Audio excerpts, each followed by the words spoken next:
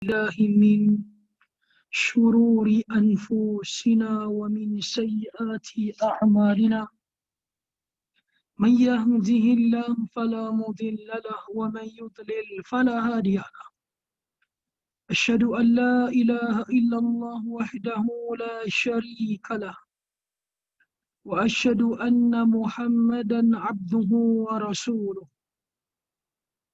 حبيبه وخليله وعلى سائر الأنبياء والمرسلين وعلى آله وأصحابه ومن استنى بسنته إلى يوم الدين أما بعد يا أيها الناس اتقوا ربكم الذي خلقكم من نفس واحدة وخلق منها زوجها وبث منهما رجالا كثيرا ونساء واتقوا الله الذي تساءلون به والأرحام إن الله كان عليكم رقيبا. Tuan-tuan, puan-puan, sidang jamaah yang dirahmati oleh Allah. Alhamdulillah, syukur pada Allah pada pagi ini. Julung-julung kalinya kita dapat bertemu di alam maya untuk berkongsi sepotong dua hadis Nabi, yang mana program kuliah duha pada pagi ini dibawakan khas oleh pengurusan masjid kita, Masya Allah, untuk memberi dan mengisi ruang kepada tuan-tuan dengan ilmu. Jadi insya Allah sebagai muqaddimah, saya harap suara saya jelas insya Allah. Sebagai muqaddimah sebelum kita berbicara bagaimana cintanya para sahabat kepada Nabi, terlebih dahulu marilah sebagai muqaddimah kita mendengar kisah seorang Nabi yang Allah Subhanahu wa Ta'ala timpakan dia dengan musibah, dengan ujian yang luar biasa. Lantas kita bandingkan dengan musibah yang Allah timpakan kepada kita 9-10 bulan ini. Semua orang berada dalam keadaan kesukaran, dan bila kita dengar kisah Nabi ini, barulah kita tahu apa yang Allah uji kepada kita itu hanyalah sekelumit cuba. Tuan-tuan, Nabi yang saya maksudkan di sini adalah Nabi Allah Ayyub alaihi salam. Nabi Allah Ayyub alaihi salam. Semua kita tahu. Allah beri kepada Nabi Allah Ayyub satu ujian. Allah uji dia dengan ujian, Allah duga dia dengan dugaan. Bak kata orang Melayu, berat mata memandang, berat lagi bahu yang memikul. Antara Nabi yang Allah kurniakan, Allah limpahkan dengan kekayaan adalah Nabi Allah Ayyub. Dia memiliki harta di atas daratan dan kekayaan di atas lautan, dan Allah limpah kurniakan dia dengan zuriat yang luar biasa. Boleh bayang tak? Dalam sekelip mata, Nabi Allah Ayyub, Allah uji dia dengan ujian yang luar biasa. Sekelip mata, Nabi Allah Ayyub alaihi salam hilang semua yang dia miliki. Harta yang dia miliki di atas daratan tertimpa dengan musibah menyebabkan harta yang dia miliki lenyap sekelip mata. Tidak cukup dengan itu, harta-harta kapal dagang yang dia miliki di atas lautan tenggelam di pukul ribut yang sangat dahsyat. Tak cukup dengan itu, Allah uji lagi ujian yang lagi hebat. Nabi Allah Ayyub kehilangan kesemua sekali anak yang dia miliki. Bayangkan, semua anak dia ditimpa dengan wabak dan semua anak Nabi Allah Ayyub mati. Allahu Akbar. Kita nak mengeluh dengan ujian yang Allah beri kepada kita, mari kita dengar kisah Ayyub. Sekelip mata dia hilang semua. Hilang harta benda, hilang kekayaan boleh dicari. Hilang anak, mana kita nak tukar ganti dan kita nak cari. Sebab tu, apabila Allah timpa Nabi Allah Ayub dengan kehilangan anak-anak dia mati kerana wabak, itu ujian yang berat.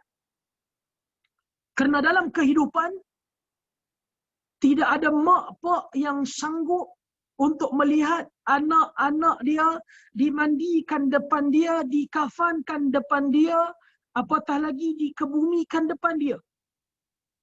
Kerana semua mak pak sangat berharap biarlah anak-anak yang tengok bagaimana dia dimandikan, bagaimana dia dikafankan, bagaimana dia disolatkan dan bagaimana dia dikebumikan. Jadi kalau itu yang berlaku, ia adalah merupakan satu ujian yang berat. Hanya orang yang pernah kehilangan anak sahaja boleh bercerita betapa sedihnya dia bila Allah uji dia dengan kehilangan anak, dan kalau boleh dia tukar ganti dia, nyawa dia untuk diberi kepada anak dia, dia akan buat. Sebab tu Allah Subhanahu wa taala berfirman dalam hadis kursi, hadis yang sahih, apabila malaikatul maut mencabut nyawa anak Adam, kita anak Adam, malaikatul maut cabut nyawa kita. Kita ada anak, malaikat maut cabut nyawa anak kita. Setelah malaikatul maut cabut nyawa anak, Allah panggil malaikat maut, Allah tanya dia, qabattum walada fuadi. Wahai malaikat, kamu cabut nyawa anak kepada hamba aku ini, hamba aku dia ada anak. Kamu cabut nyawa anak dia? Kata malaikatul maut, na'am ya. Ya, benar. Kata Allah lagi kepada malaikatul maut, qabattum samarata fuadi. Wahai malaikat, kamu cabut ini permata hati dia, ini buah hati dia, ini harapan dia. Kamu cabut nyawa di anak dia? Kata malaikat maut, ya. Allah tanya kepada malaikatul maut, apa reaksi hamba aku? Bila kamu cabut nyawa anak dia, apa reaksi dia? Hamidak wastarja. Reaksi dia redha. Dia tahu dia hanyalah individu yang Allah bagi pinjam. Bila pemilik asal mengambil balik pinjaman, siapalah dia nak menunjukkan rasa tidak puas hati. Dan itu bukan suatu perkara yang senang. Wastarja', dan kedua dia kembalikan urusan ini kepada kamu, wahai Tuhan. Tapi yang Maha Mencipta, dia mengucapkan kalimah inna lillahi wa inna ilaihi raji'un. Bila Allah dengar hamba Allah yang diuji dengan kematian anak ini, yang Allah uji dengan kematian anak, dia sabar dan dia redha. Apa kata Allah kepada malaikat? Ibnu li abdi baitan fil jannah wa sammuhu baital hamdi. Kata Allah, wahai malaikat, sekarang binalah suatu rumah kepada hamba aku ini yang bersabar dengan kematian anaknya. Dan namakan rumah itu dengan Baitul Hamdi, rumah puji-pujian.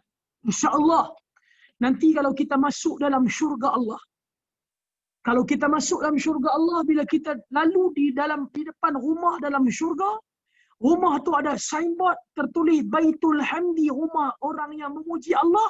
Ingatlah pengajian kita pagi ini. Tapi selalu ustaz mengajak 2-3 hari lepas pun tak ingat dah. Tapi kalau ingatlah, kita tengok rumah dalam syurga ada tulis Baitul Hamdi, rumah mereka yang memuji Allah. Ingatlah, itulah rumah mereka yang kematian anak, mereka sabar dan mereka redha. Allah hadiahkan rumah itu kepada mereka. Nabi Allah Ayub hilang semua harta dia. Hilang semua anak dia. Tak cukup dengan tu. Allah bagi lagi ujian yang berat. Allah timpakan Nabi Allah Ayub dengan penyakit. Kata Ibnu Syihab, seorang ulama, Allah uji Nabi Allah Ayub dengan penyakit yang namanya juzam. Apa maksud penyakit juzam? Senang faham. Penyakit juzam ni adalah penyakit kusta. Bukan penyakit sopak, tapi penyakit kusta. Bila sebut penyakit kusta, bermaksud orang bila nampak, orang akan lari dan orang akan menjauhkan diri. Sebab tu dulu, kita di Malaysia kalau faham, kalau perasan dulu ada hospital kusta. Mereka diasingkan daripada penyakit-penyakit lain. Mereka diletakkan khas di hospital kusta. Dan kata Ibnu Syihab, Allah uji Nabi Allah Ayub ujian yang luar biasa. Yang tinggal di tubuh badan Ayub hanyalah urat dan juga tulang belulang sahaja. Subhanallah.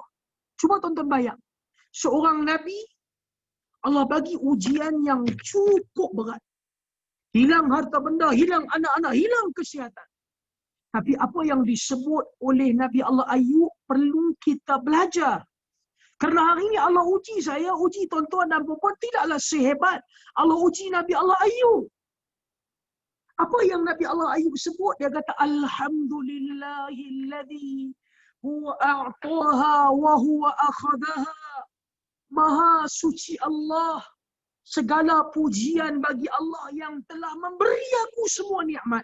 Allah bagi aku nikmat harta, Allah bagi aku nikmat anak-anak, Allah bagi aku nikmat kesihatan, dan segala puji Allah yang mengambil balik nikmat itu daripada aku.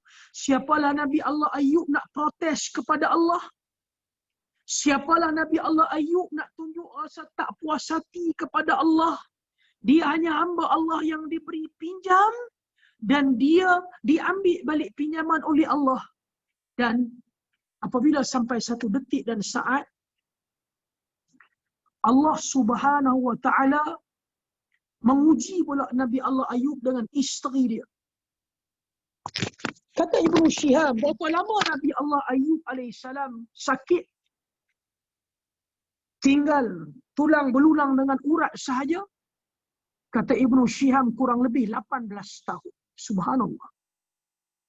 Isteri Nabi Allah Ayub setia menjaga dia sehinggalah sampai satu saat isteri Nabi Allah Ayub minta kepada Ayub alaihissalam, doalah kepada Allah Ayub. Kamu Nabi. Doalah kepada Allah agar Allah kembalikan nikmat kesihatan kepada kamu. Lantas Nabi Allah Ayub tanya kepada isteri dia, berapa lama kamu hidup dengan aku? Kata isteri dia, 70 tahun. 70 sanah, 70 tahun. Berapa lama Allah bagi aku nikmat kesakitan? Kata isteri dia, 18 tahun.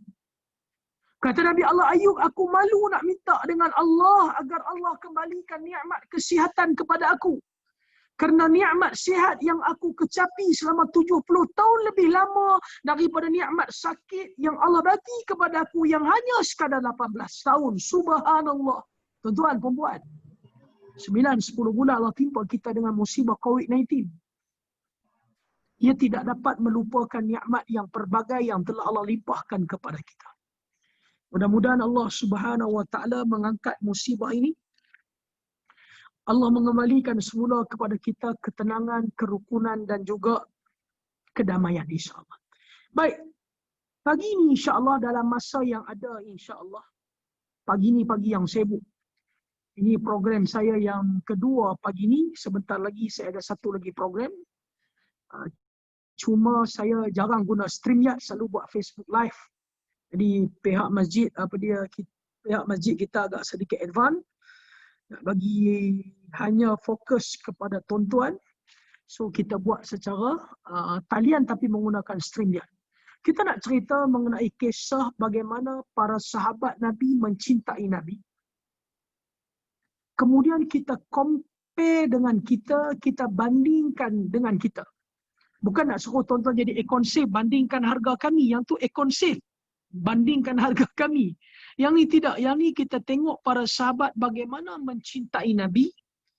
Kemudian kita compare dengan kita setakat mana kita mencintai Nabi yang mulia sallallahu alaihi wasallam.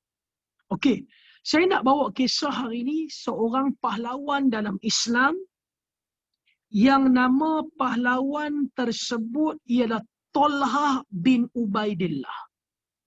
Talha bin Ubaidillah, kalau bahasa hari ini kita panggil frontliner yang tidak didendang.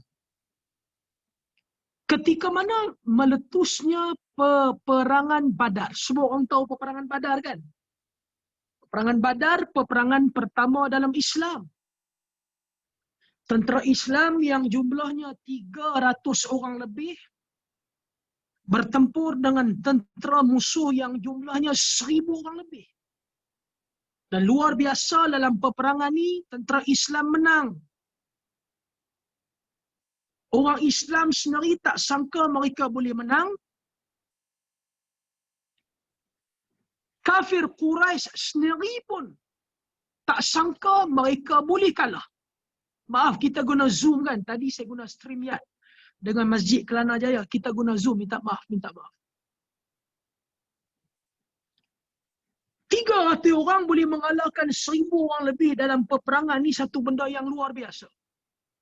Kalau tuan-tuan puan-puan ada rezeki buat umrah, bolehlah tuan-tuan menziarahi Badar, lebih kurang 800 ke 900 km daripada Madinah. Saya bawa jemaah umrah pada tahun 2018, mereka teringin sangat nak ke Badar, jadi saya bawa mereka ke Badar. Tuan-tuan akan tengok tempat yang tercatat nostalgia sejarah, 300 orang lebih tentera Islam mengalahkan tentera musuh 1,000 orang lebih. Dan penghargaan Nabi kepada para sahabat yang menyertai peperangan Badar, mereka digelar dengan panggilan Al-Badri.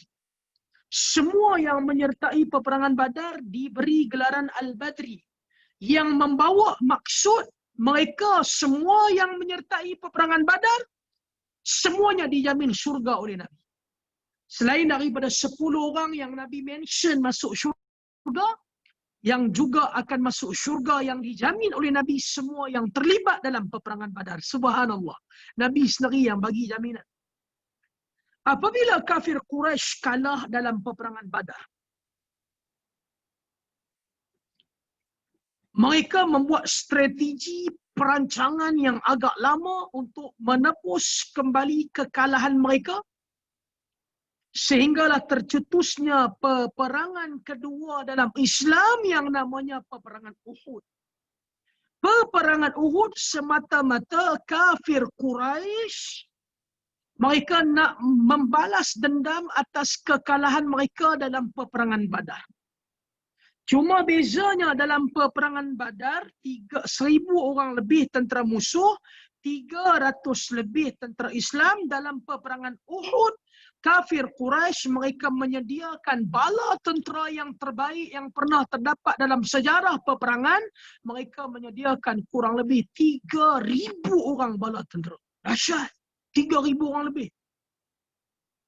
Dan di pihak Islam pula, tentera Islam keseluruhannya kurang lebih, Nabi kumpul kurang lebih 1,000 orang. Tentera Islam mereka cukup bersemangat, mereka tahu Allah mesti tolong mereka, mesti menang. Badar kita 300 orang lebih, kafir 1,000 orang lebih, kita boleh menang. Tentu dalam peperangan Uhud, kita yang jumlah 1,000 orang boleh mengalahkan 3,000 orang tentera musuh. Uhud yang tuan-tuan puan-puan pernah tengok dengan mata kepala bila kita menunaikan ibadah umrah atau haji. Bila kita buat umrah haji, kita akan dibawa ke Madinah. Antara tempat wajib untuk kita ziarah ialah Bukit Uhud. Ingat tak Bukit Uhud? Yang mutawif bagi tahu kepada kita, setiap kali kita solat jenazah, kita akan dapat pahala sebesar Bukit Uhud. Subhanallah.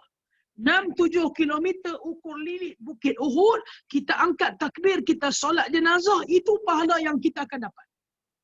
Kalau kita ada masa, kita ikut pula jenazah sampai ke tanah perkuburan, dapat lagi pahala sebesar Bukit Uhud. Subhanallah. Bila Nabi dah kumpul 1,000 orang tentera musuh, kafir Quraisy dah kumpul kurang lebih 3,000 orang tentera Islam. Apabila hendak berlaku peperangan, telah berlaku satu insiden yang sangat-sangat tidak dijangka. Insiden apa? 300 orang daripada tentera Islam menarik diri di saat-saat akhir. Mereka tidak jadi untuk mengikuti Nabi dalam peperangan Uhud. Cuba bayang. Dalam bilangan kuantiti orang Islam 1,000, tentera musuh 3,000 orang. Dalam 1,000 tu pula ada 300 orang menarik diri di saat-saat akhir. Sebab apa tarik diri? Sebab mereka termakan dengan fitnah bapa munafik bernama Abdullah bin Ubay. Abdullah bin Ubay ni dalam bab dia nak hasut orang, dia antara orang yang terbaik. Dia boleh create cerita tersebut orang dengar, orang boleh percaya. Kalau tuan-tuan puan ingat kisah isteri Nabi yang Nabi cintai yang bernama Aisyah, pernah difitnah, pernah dituduh melakukan perselingkuhan, pernah dituduh, pernah difitnah berzina dengan sahabat Nabi yang bernama Safwan bin Mu'attal. Boleh bayang tak? Isteri Nabi pun Abdullah bin Ubay boleh fitnah. Dia create satu cerita yang sedap. Dia buat cerita Aisyah berzina dengan sahabat Nabi Safwan bin Mu'attal. Kisah ini tulal, viral di kota Madinah selama sebulan. Boleh bayang sebulan? Kalau kisah tu hari ni viral sehari pun jahanam dah. Ni sebulan.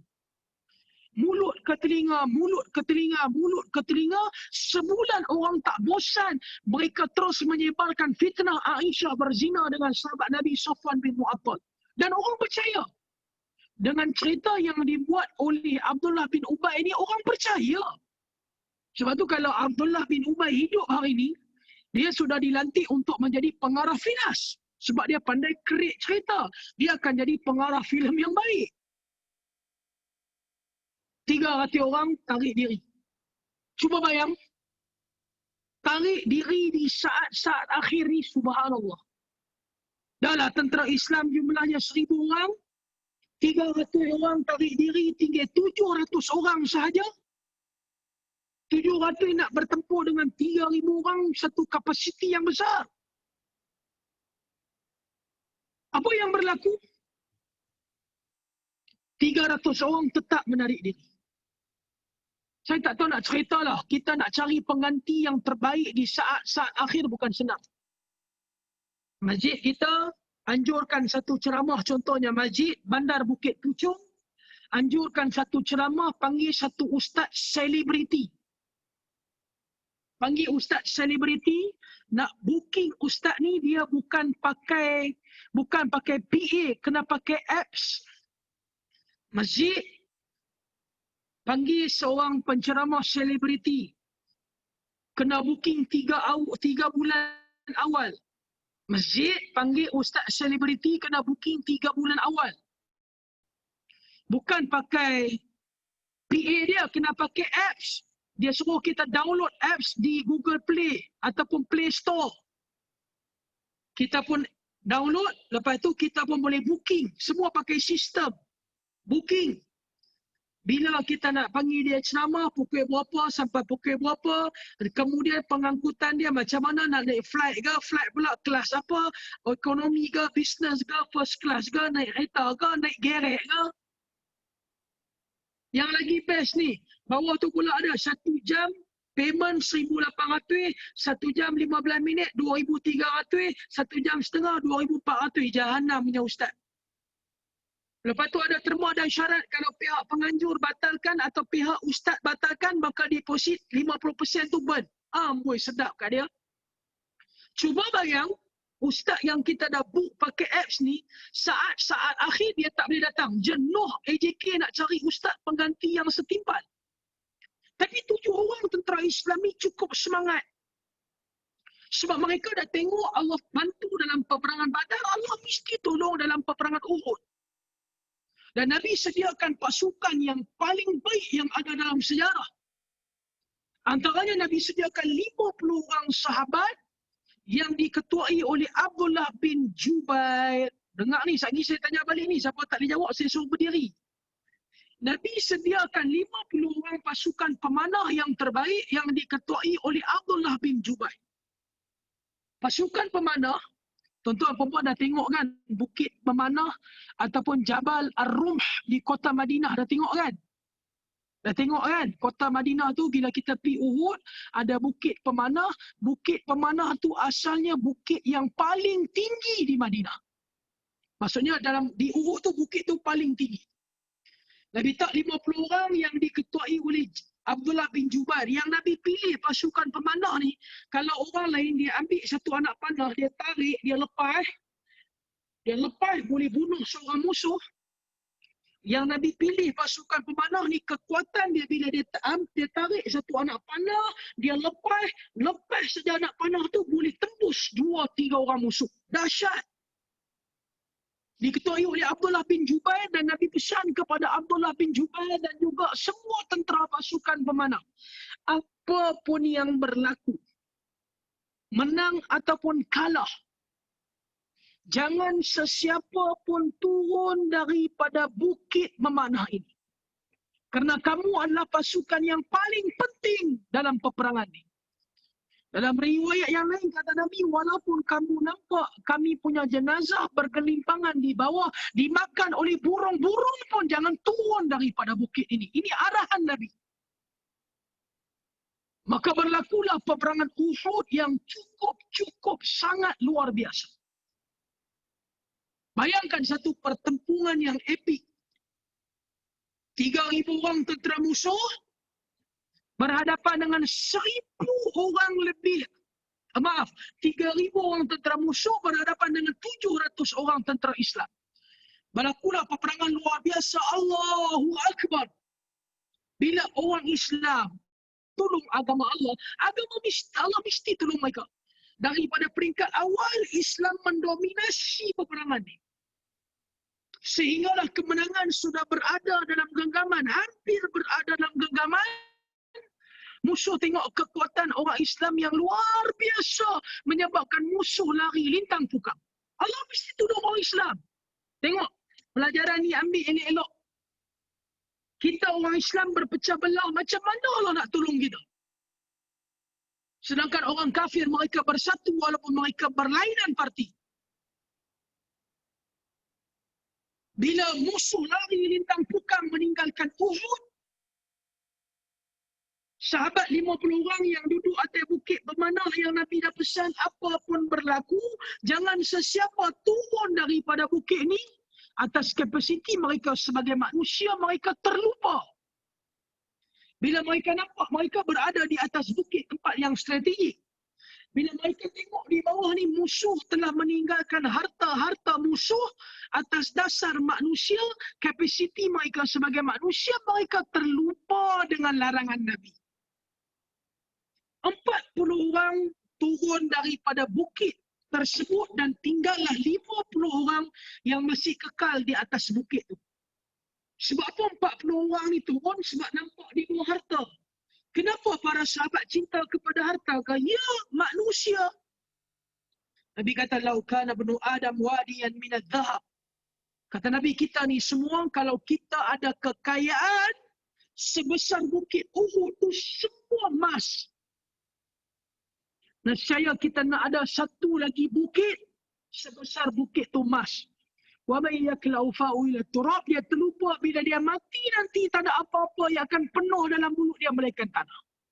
Tapi itu atas dasar manusia tertarik dengan harta, cinta pada dunia. Kita Allah tak uji, tak apa kalau Allah uji, Allahu Akbar. Dia somebody, sign dia bernilai. Dia sign tu boleh luluskan projek harga 5-60 juta. Datang wakil kontraktor jumpa dia, dia kata, bos saya nak minta you tolong sign, bagi cepat sikit. Minta kita tolong sebab kita somebody. Dia minta you tolong bagi cepat sikit. Ini bos saya ada menyediakan sedikit sumbangan dekat you 50k. Dia tak masuk dalam akaun you, dia takut nanti SPRM cari you yang ni, dia bagi you 50k, you buat belanja dengan syarat you sign saja ni. Orang bagi kita 50,000 suruh sign. 50,000 kita tori kata kepada dia, bagi tahu kepada bos you. Nabi kami SAW bersabda, ar-rashi wal murtashi finnar. Orang yang bagi rasuah dan ambil rasuah semuanya neraka. Kau ni pun terkejut. Ustaz mana ni ceramah kat dia ni? Balik dia. Lepas seminggu, datang lagi dia kata, bos minta tolong betul-betul ni. Kok mana pun you kena sign, projek ni kena proceed bagi cepat. Ni bos ada sediakan duit minum sikit kat you, 1 million cash, 1 juta. Minggu lepas 50,000, minggu ni 1 juta. Macam mana keadaan kita? Ada yang kata, saya tak ambil ustaz. Tak kena, tak tahu lagi lah. Dapat sejuta, terus kita pun kata inilah mungkin yang difirmankan oleh Allah, min haitsu la yahtasib, rezeki yang tak diduga-duga. Alhamdulillah, terus saya. Dunia. Bila 40 orang daripada tentera Islam ni turun daripada bukit tersebut,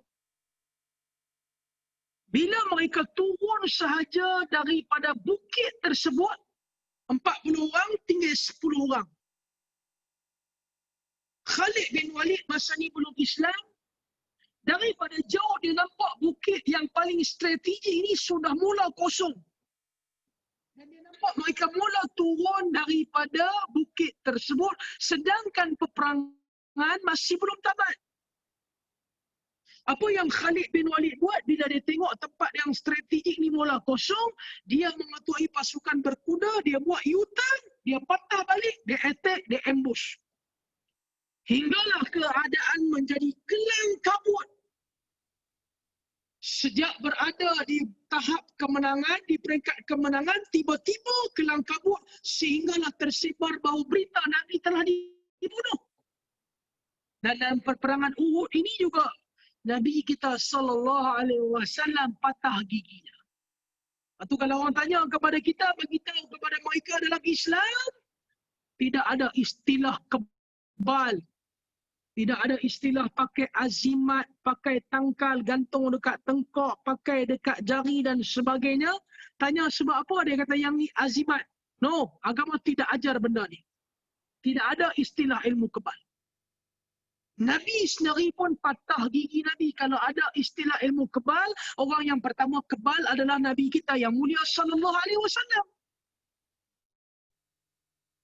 Tersebar fitnah Nabi sallallahu alaihi wasallam telah mati syahid. Nabi telah mati syahid menyebabkan sahabat semua berduka cita sedangkan Nabi masih hidup.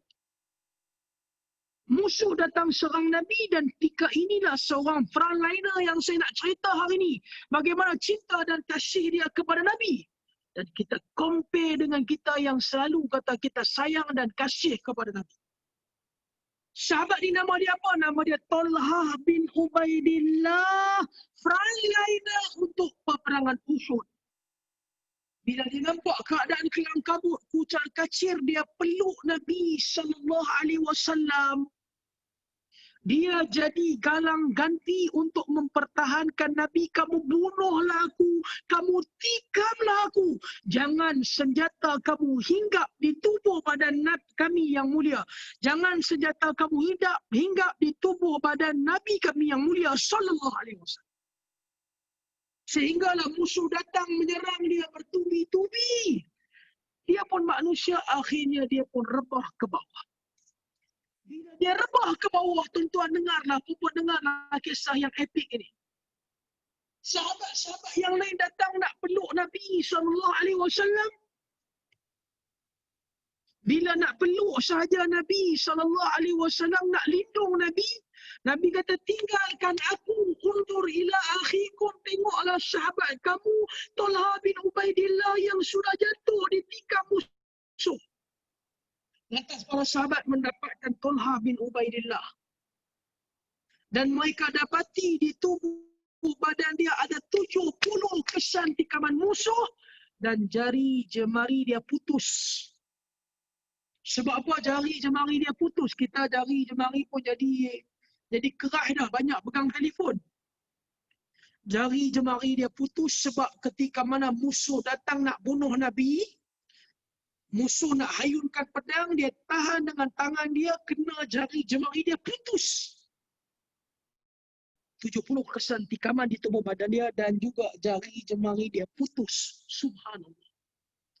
Tapi dia tak gugur sebagai syahid. Dia masih hidup. Bila Nabi tengok dia masih hidup, terus Nabi bagi dia 2 gelaran. Pertama, dia digelar dengan si mata helang. Sebab masa perang, mata dia terlalu pantas. Tengok kiri, kanan, depan, belakang. Tak mau senjata hinggap ke tubuh badan Nabi. Kamu bunuhlah aku, kamu tetaklah aku, kamu tikamlah aku. Jangan senjata kamu tembus ke badan Nabi kami yang mulia sallallahu alaihi wasallam. Nabi bagi dia gelaran yang pertama, si mata helang. Gelaran yang kedua yang Nabi bagi kepada Talha bin Ubaidillah ialah Syahidul Hayy. Kerana semua orang yang syahid sudah pun masuk syurga. Kerana mereka sudah mati. Nabi bagi gelaran kepada dia Syahidul Hayy, orang yang syahid yang masih hidup di atas muka bumi.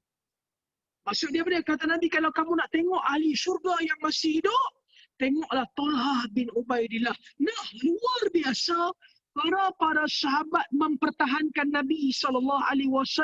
Cinta kasihnya para sahabat kepada Nabi luar biasa. Macam mana saya dengan tuan-tuan?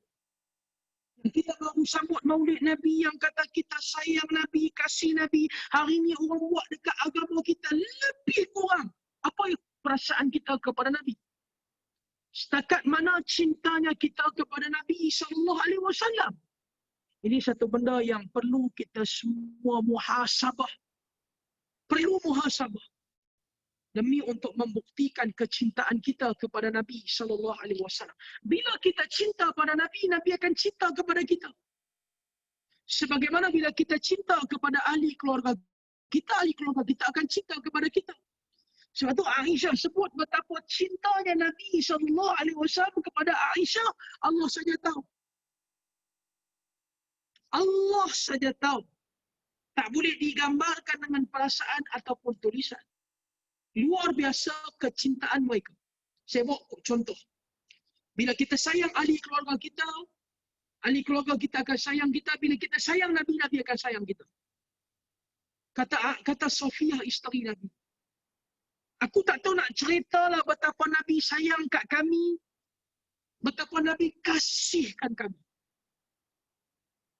Kata Sofia satu hari, aku hendak bermusafir dengan Nabi dalam satu perjalanan. Lantas Nabi sediakan seekor unta, Nabi letakkan di depan rumah aku. Aku keluar daripada rumah, aku tengok unta aku sudah tersedia. Lantas aku nak naik atas unta tu. Unta ni tinggi tuan-tuan. Tuan-tuan pun dah pernah pergi umrah, dah tengok unta kan. Unta ni tinggi. Kalau unta ni dia duduk pun dia masih tinggi. Betul tak? Siapa yang dah pergi umrah, dah tengok ada unta. Kalau tak tengok unta dekat Mekah, umrah tak sah. Ambil. Jadi kata Sofia, bila unta tu tinggi, Sofia nak naik atas unta tu, kalau bahasa senang, dia nak kangkang kaki dia, dia nak naik atas unta tu, nampak macam tak berapa cantik, nampak macam tak berapa sopan. Bila Nabi tengok kesukaran dan kesusahan Sofia nak naik atas unta tu, yang kata Nabi ni, tuan-tuan belajar. Saya pun belajar. Terus Nabi duduk depan Sofia, Nabi jadikan lutut Sofia Nabi sebagai anak tangga. Sofia kata, aku pijak paha Nabi satu, aku pijak paha Nabi yang kedua, terus aku naik atas unta tu. Tengoklah, bila Nabi dikasihi oleh ahli keluarga Nabi mengasihi Nabi. Dan sampai satu tahap akhlak Nabi pada ahli keluarga Nabi, Nabi boleh jadikan paha Nabi sebagai anak tangga untuk isteri Nabi naik kenderaan. Dan nak suruh buat yang tu ke? Tak boleh ke? Saya dengan tuan-tuan buat yang sebaliknya. Hari ni kita nak naik kenderaan. Tak boleh ke? Bila nak naik kenderaan, kita tolong buka pintu kat isteri kita. Tak boleh ke? Jatuh ke imej kita? Tak boleh ke bila dah sampai ke lokasi, kita turun kelang kabut, kita buka pintu kat isteri kita? Lagi bagus lepas tuan-tuan buka pintu, tuan-tuan menerap tu bagi isteri kita pijak atas kita baru pijak di bawah. Try buat tengok. Confirm. Dia akan update status dia di Facebook. Aku rasa detik kematian suami aku dah tak lama dah ni. Tuan. Nabi mencintai para isteri Nabi. Para isteri Nabi mencintai Nabi. Nabi mencintai para sahabat mencintai Nabi. Fatimah cerita. Fatimah siapa dia? Anak Nabi yang Nabi cintai. Fatimah radhiyallahu ta'ala anha cerita. Satu hari aku pergi ke rumah bapa aku, Nabi yang mulia sallallahu alaihi wasallam. Masa tu Nabi tengah berbaring di atas ribaan Aisyah, isteri Nabi. Ada orang ketuk pintu rumah Nabi. Kemudian Fatimah yang tengah meribakan Nabi, Dia bangun, dia buka pintu. Bila buka pintu, dia tengok-tengok yang sampai ke rumah Fatimah dan dia tahu Nabi sayang Fatimah. Turun Aisyah beritahu Nabi, wahai Rasulullah, puteri kamu Fatimah sampai. Nabi bila dengar Fatimah, Nabi terus bingkas bangun. Nabi sambut Fatimah. Bukan lama Nabi tak jumpa Fatimah, tapi Nabi sedang tunjuk akhlak yang baik seorang bapa kepada anak.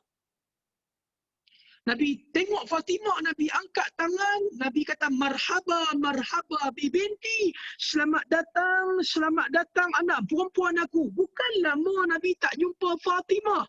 Bukan Nabi tak jumpa lama, Nabi baru jumpa. Tapi Nabi nak bagi tahu Nabi sayang pada anak-anak Nabi. Kata Nabi marhaba binti, selamat datang anak perempuan aku. Kalau kita mengaji bahasa Arab, selamat datang ni kadang-kadang digunakan ahlan wa sahlan. Itu selamat datang.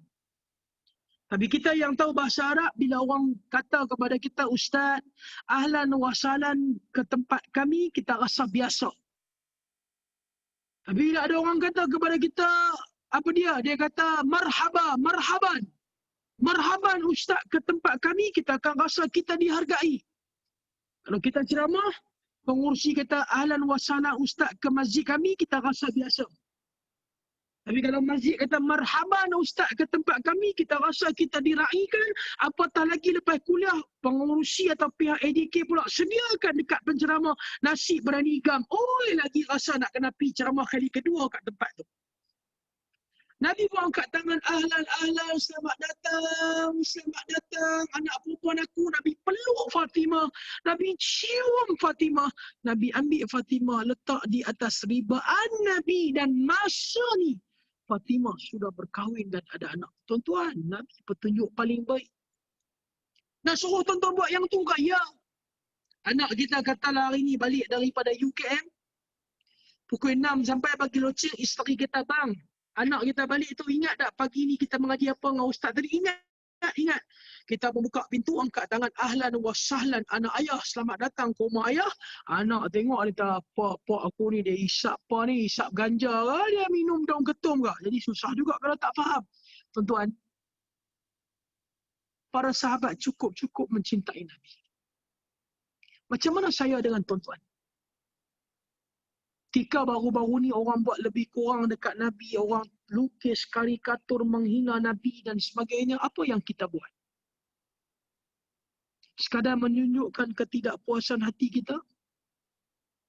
Sekadar kita nak boykot barangan France?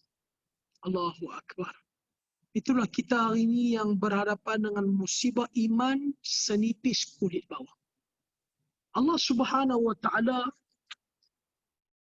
sangat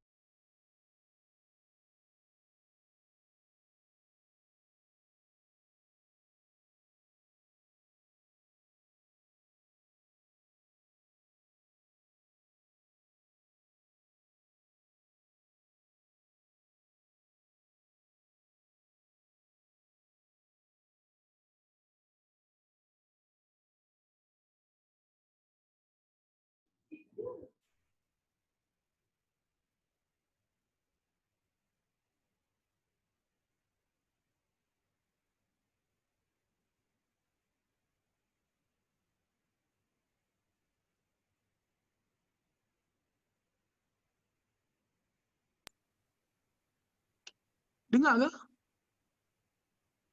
Okey, dengar Ustaz.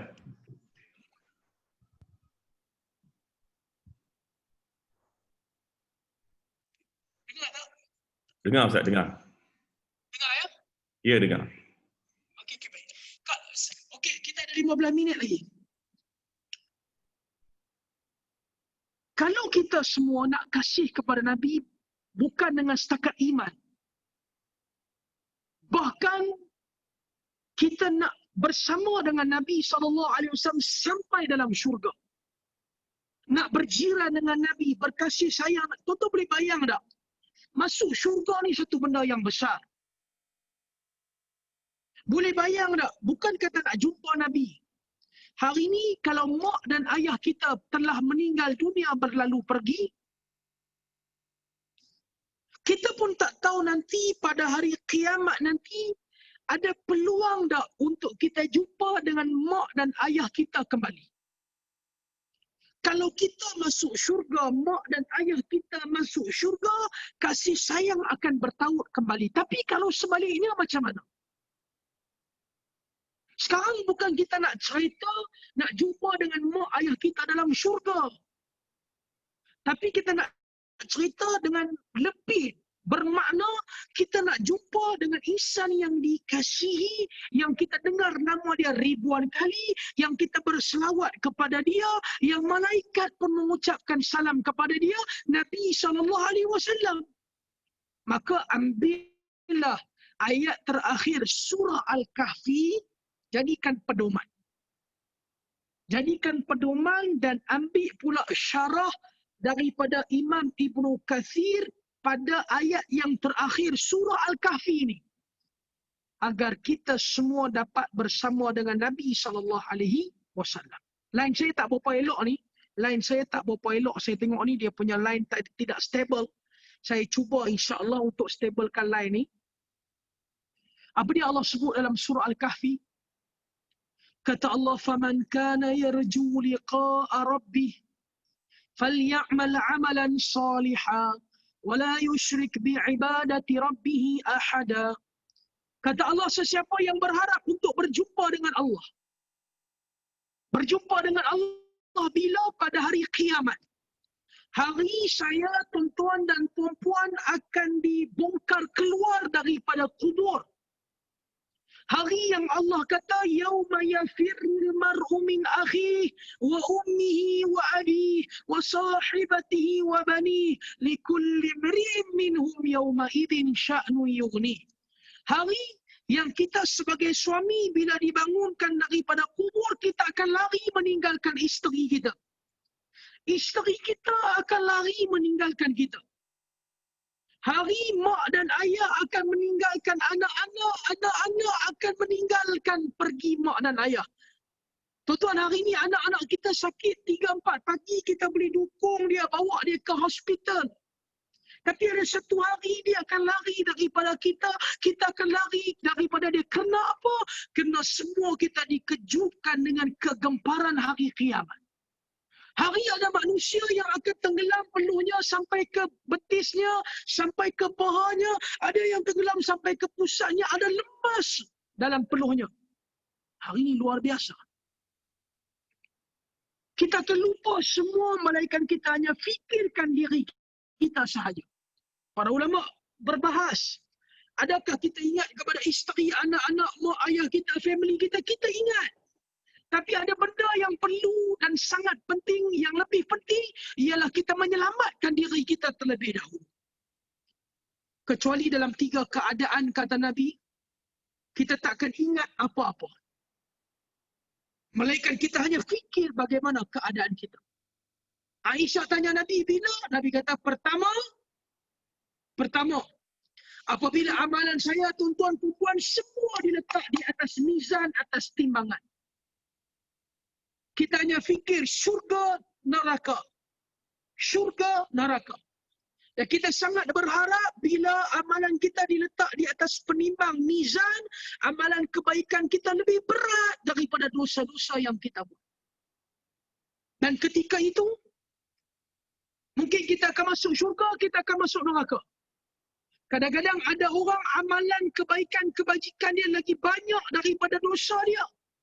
Dan dia berharapan tinggi untuk masuk syurga, tapi yang berlaku sebaliknya, dia dimufliskan oleh orang lain. Di dunia dia pernah fitnah orang. Di dunia dia pernah maki hangun orang. Di dunia dia pernah hutang orang, dia tak selesaikan di dunia. Pada hari kiamat, orang ni datang tuntut. Dan bayaran masa tu, kata Nabi, bukan dengan dirham, bukan dengan duit ringgit, bukan dengan harta benda, tapi dengan pahala ataupun dosa. Bila dia tuntut kepada Allah, Allah minta kita langsaikan hutang tersebut dengan pahala kita diberi kepada dia. Allahu Akbar, hati-hati. Hari ini bila tuan-tuan, perempuan dan saya dapat apa-apa saja berita, maklumat daripada internet, hati-hati. Kadang-kadang kita dapat berita, maklumat daripada Facebook, daripada WhatsApp, kita tak cek terlebih dahulu, kita sebar kepada orang lain. Share dengan orang lain. Sebab bagi kita WhatsApp dengan Facebook ni macam Sahih Bukhari Muslim. Amboi. Dia buat Facebook, dia kata Sahih Facebook, Sahih WhatsApp. Jaga. Kalau melibatkan maruah orang, kita dah sebar satu benda tu tak betul, fitnah, kita tak minta maaf dekat dia, atau kita minta maaf dekat dia, dia tak maafkan kita, kita akan berhadapan dengan Allah kalau dia tuntut pada hari kiamat. Kita tetap kena settle, kita kena bayar kepada dia, tapi bukan duit ringgit, bukan harta benda, kerana itu sudah tidak bernilai dan bermakna, kita kena bayar dengan pahala. Jadi kita timbang amalan kita, pahala kita lagi banyak daripada dosa, tapi perkurangan kerana orang lain dah ambil dah pahala kita. Ini dinamakan transfer pahala, dan masa ni transfer pahala tidak memerlukan lagi TAC number. Tak perlu lagi TAC number. Allahu Akbar. Masa amalan kita diletak di atas mizan penimbang, kita semua fokus, tak ingat dah apa. Yang kita ingat, kita nak pahala kita lagi banyak daripada dosa kita. Yang kedua, bila kita akan lupa semua ahli keluarga, kaum kerabat, anak beranak kita. Bila yang kedua? Yang kedua ialah apabila kitab diberi kepada kita. Kanan, kiri atau belakang. Kiri dan belakang kita akan binasa dan jahanam. Kita hanya fokus masa diberi buku kepada kita, kita sangat berharap kita dapat buku kita daripada tangan kanan. Fa'amma man utiya kitabahu biyamini fayaqulu ha'umqra'u kitabiyah. Dan orang yang dapat kitab dengan tangan kanan, Allah suruh baca kitab dia, lantas dia tersenyum kerana dia tahu dia akan masuk syurga. Tapi orang yang dapat kitab daripada tangan kiri, ya wailaha, celakalah aku hari ini. Alangkah baiknya hari ini kalau aku tak dapat kitab ni. Dua. Dan yang ketiga. Dan yang ketiga bila kita akan lupa semua family kita, ahli keluarga, mak, ayah, anak, isteri yang kita cintai, bila? Apabila titian sirat dibentangkan depan kita. Tiga keadaan ni kita tak ingat apa-apa. Hanya kita memikirkan diri kita. Neraka, syurga, neraka, syurga. Dalam saat-saat lain pada hari kiamat, bila berjalan ke mahsyar, baru bongkar daripada kubur, kita masih ingat isteri dan anak kita, tapi kita perlu mementingkan diri kita tiga itu. Tiga ini. Siapa berharap untuk berjumpa dengan Allah, hendaklah dia beramal dengan amalan soleh. Dan janganlah dia syirik kepada Allah dalam apa jua perkara. Mesti beramal dengan amalan soleh. Tuan-tuan, perempuan sekalian. Sidang jemaah Masjid Bukit Puchong. Allah Subhanahu Wa Taala sediakan kepada saya, tuan-tuan dan perempuan, malaikat kiri kanan kita.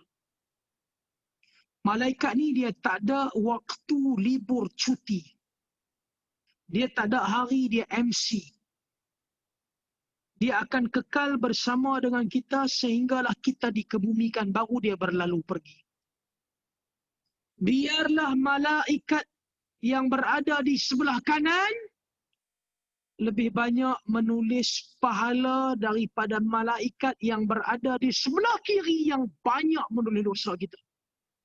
Apabila saya, tuan-tuan dan puan-puan, tak boleh nak banyak buat kebaikan, cubalah kita semua belajar bagaimana kita hendak meminimalkan seminima mungkin dosa-dosa kita kepada Allah.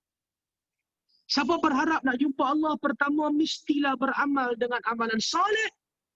Dan yang kedua, mestilah dia jangan syirik kepada Allah. Beramal dengan amalan soleh, kata Imam Ibn Kathir, ada dua syarat dia yang tuan-tuan saya perempuan kena penuhi. Barulah dinamakan amalan soleh. Dan jangan syirik kepada Allah. Syirik ni ada banyak pembahagian. Yang jelas, yang tersembunyi, dan insya-Allah kita akan bersambung insya-Allah pembahagian dia pada waktu-waktu akan datang. Kita ada 4 minit lagi. Tuan-tuan, puan-puan yang ada soalan boleh tanya insya-Allah. Boleh dapatkan penjelasan. Kalau tak, insya-Allah ada rezeki kita jumpa lagi pada kuliah-kuliah yang akan datang. Kita punya kuliah sampai pukul 10. Nanti 10 suku sampai pukul 11.30.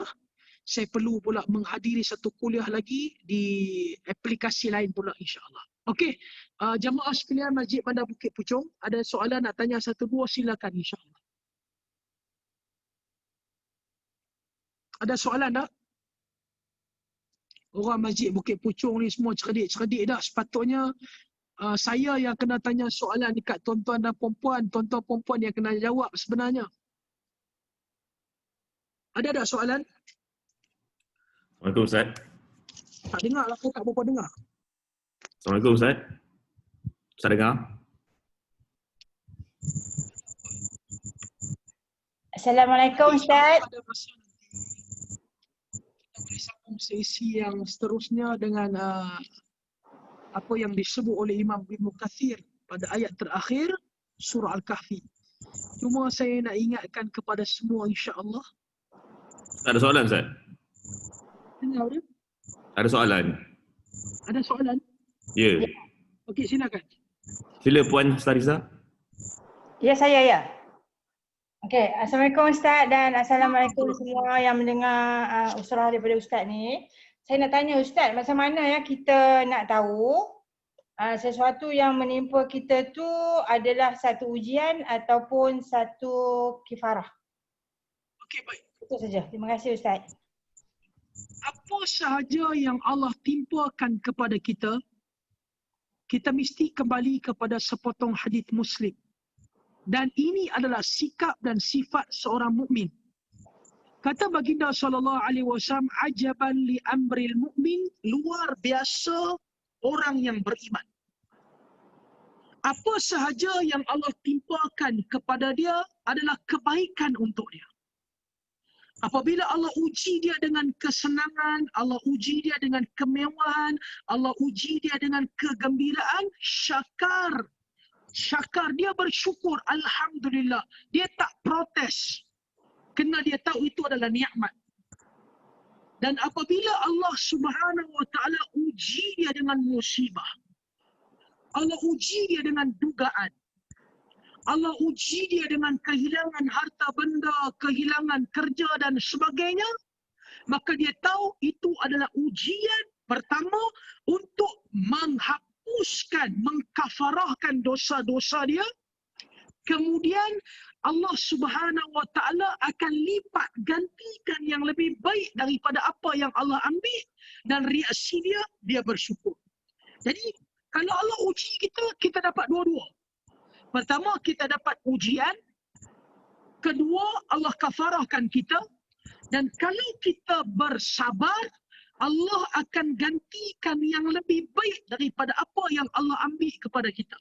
Sebab tu setiap kali Puan, kalau Allah bagi ujian, Allah bagi dugaan, kehilangan harta benda, bersedih, kehilangan ahli keluarga yang dicintai, tolonglah doa dengan doa yang Nabi SAW ajar kepada Ummu Salamah.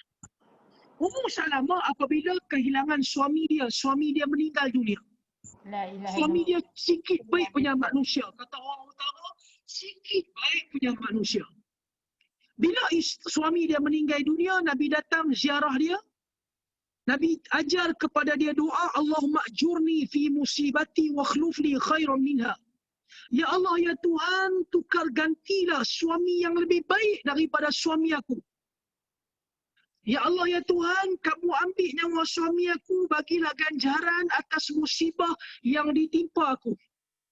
Dan tukar gantilah suami yang lebih baik daripada suami aku. Dalam konsep Ummu Salamah, Nabi ajar doa supaya dia bersabar. Dan minta Allah bagi pahala atas kesabaran dia, dan tukar gantilah suami dia yang lebih baik daripada suami yang meninggal. Ummu Salamah bila dengar, dia kata, wahai Rasulullah, adakah suami lebih baik daripada suami aku? Dia terkejut. Sebab bagi dia, suami dia yang paling baik. Kita kalau pergi ziarah kematian, seorang perempuan umur 22, suami meninggal, kita ajar dia, Puan, doalah doa yang Nabi ajar. Allahumma ajurni fi musibati wa khlufli khairan minha. Ya Allah, ya Tuhan, bagilah pahala atas musibah yang menimpa aku. Tukar gantilah suami lebih baik daripada suami aku. Dia kata, Ustaz, adakah suami lebih baik daripada suami saya atas muka bumi? Jawab, ada. Siapa? Saya. Maka dia pun bacalah doa yang Nabi ajar. Sehinggalah habis iddah dia. Bayang tak Umar Al-Khattab masuk meminang dia. Subhanallah. Tentulah Umar Al-Khattab daripada segi ranking, Umar lagi baik pada suami dia. Dia tolak. Abu Bakar pula masuk meminang dia, dia tolak. Akhirnya Nabi masuk meminang dia. Dia terima pinangan Nabi dan dia kata, Allah ganti yang lebih baik daripada arwah suami aku. Allah ganti Nabi SAW.